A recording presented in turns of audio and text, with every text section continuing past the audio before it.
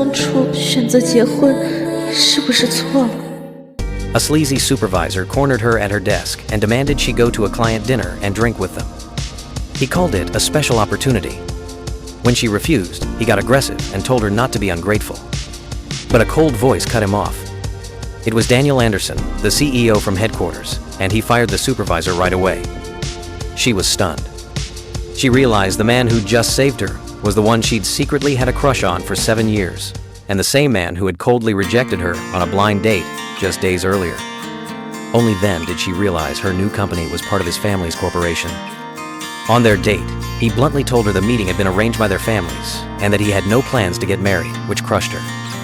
What he didn't know was she'd secretly loved him since high school, when he was the handsome top student everyone admired. She even remembered when he approached her and asked her to help tutor their classmates. Their paths crossed again by chance the day before their date when she rescued a kitten in a downpour and bumped into him. He sheltered her with his umbrella, a small act of kindness that made his later rejection even more painful. But she didn't know he was under huge pressure from his family. After their date, his grandfather angrily demanded he settle down for the sake of his ailing grandmother. 你奶奶身体不好，可她对你多操心，你最好心里有点数。 His sister, seeing his frustration, even suggested he enter a fake marriage with the woman from the blind date just to appease the family. Now, standing outside the office in the rain, he draped his jacket over her shoulders. He told her that with her family's powerful background, she didn't need to work. She explained she'd kept her identity secret to avoid trouble. Are you willing to marry me? 我姐，我很快要出差半个月，你可以慢慢考虑。我已经考虑好了，在你出差之前，咱们可以先把证领了吗？好，明天一早我们把证领。 Just as a huge stack of boxes came tumbling down, he pulled her into a tight embrace and saved her from getting hit. A second later, his assistant shouted, "Mrs. Anderson," and everyone in the office realized the shocking truth. She wasn't just any employee, she was the secret wife of their new CEO.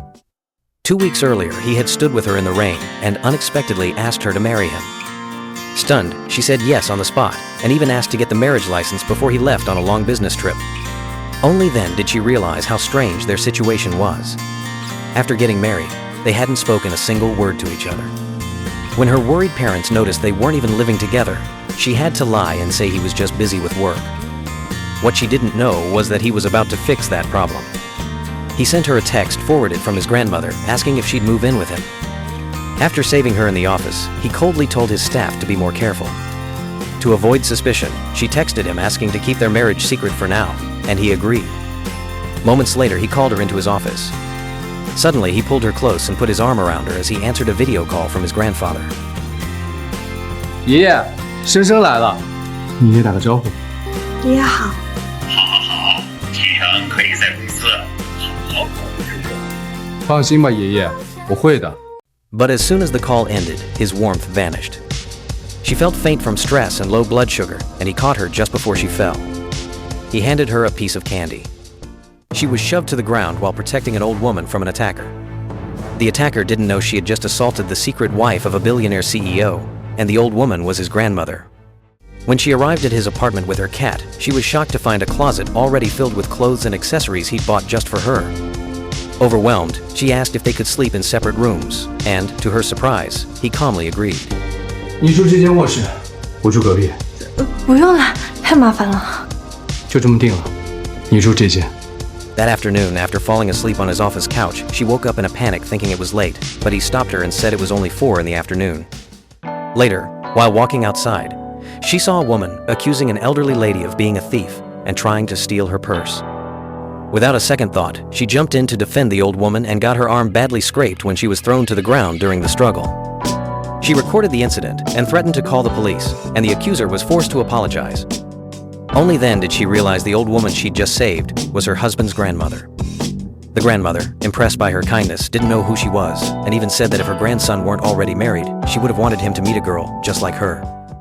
Later, back at the house, the family housekeeper tended to her wound and revealed a shocking secret from the past.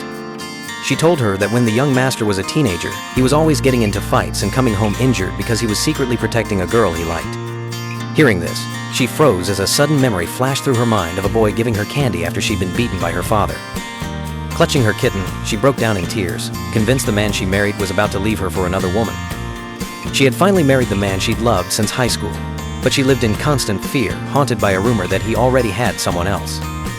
She believed he only married her to satisfy his family and that his heart was still with that other woman. Earlier, she had accidentally burned her hand. When her husband found out, he gently took her wrist and said the burn needed medicine or it would leave a scar. 伤口要及时上药，不然会留疤的。他为什么总是那么温柔？如果有喜欢的女生，为什么要跟我在一起？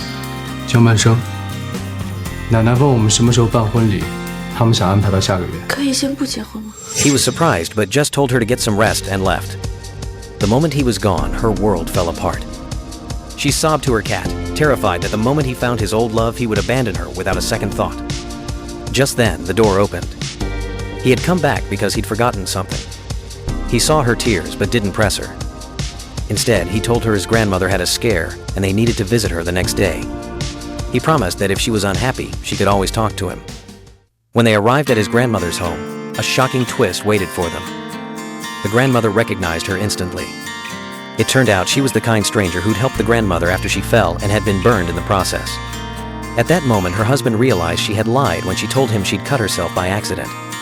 But the grandmother was overjoyed and exclaimed how wonderful it was that the kind girl who saved her was now her granddaughter-in-law. That night, a terrifying nightmare jolted her awake. She saw her husband across the room and desperately pleaded, "Can we please go home?"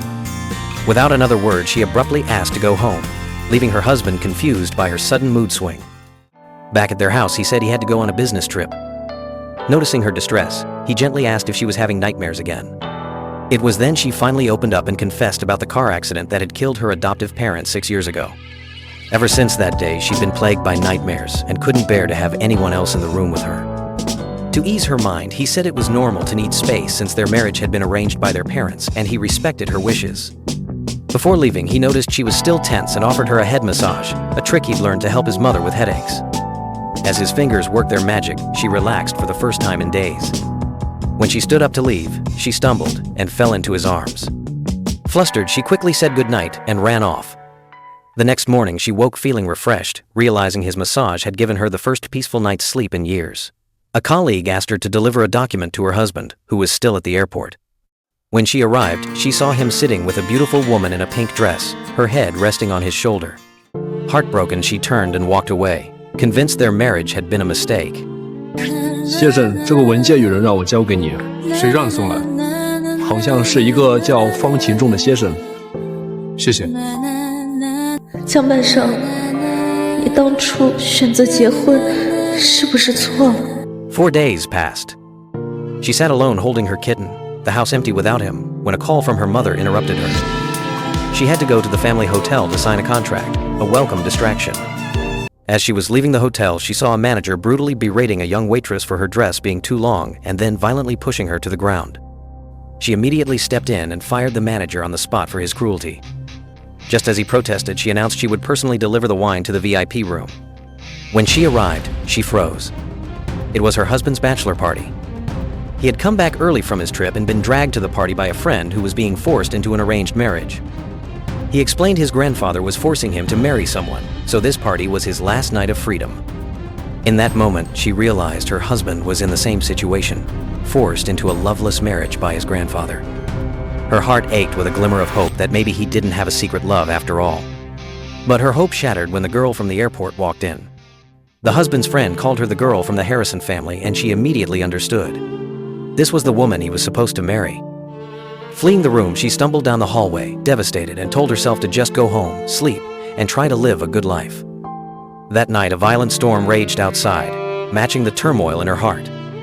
She tossed and turned, tormented by nightmares of the car crash, until she finally fell out of bed and collapsed on the floor. Suddenly, the door to her room opened. It was her husband. He rushed to her side, shocked to find her on the ground. He scooped her up and raced her to the hospital. She woke the next morning to find him asleep in a chair by her bed. All she could think about was the other girl. As he woke, she tried to get out of bed to go to work, but he stopped her and gently reminded her that as the boss's wife, she didn't need to worry about her attendance bonus. Then he gave her a pill and a glass of water, a quiet moment of care that felt oddly familiar, only this time their roles were reversed. She was stunned when another woman burst into the family home, but it wasn't a lover. What she didn't know was this was her husband's sister. He had just brought his wife to his family's home because his grandmother insisted they live together as a real couple after she fell ill. Years ago, the two had met as teenagers in a hospital when they were both sick, and she'd helped him take his medicine. Now, married, she agreed to move in with him and even share a room. But just as they arrived, his sister showed up, complaining that he never introduced them. The woman was relieved it wasn't a lover, but the sister immediately made a rude comment about her brother getting a good deal. Later that night, as the woman prepared for bed in their shared room, the man came up behind her and startled her, causing her to drop her hair clip. They both bent down to pick it up, their hands touching, before he gave it back to her. He reassured her that since it was their first night sharing a room, she could choose whichever side of the bed she wanted and that he would respect her choice. The next morning, the wife overheard two maids talking and learned the shocking truth about her husband's past. The woman who had raised him wasn't his biological mother. After her own baby died at birth, he had brought home the man's illegitimate son and pretended the baby had lived. On her deathbed, the woman discovered the truth, and her final words were that she hated him. The wife was still reeling from this when the man suddenly appeared behind her. He told her he had business to take care of the next day, the anniversary of his mother's death, and that he wouldn't be coming home.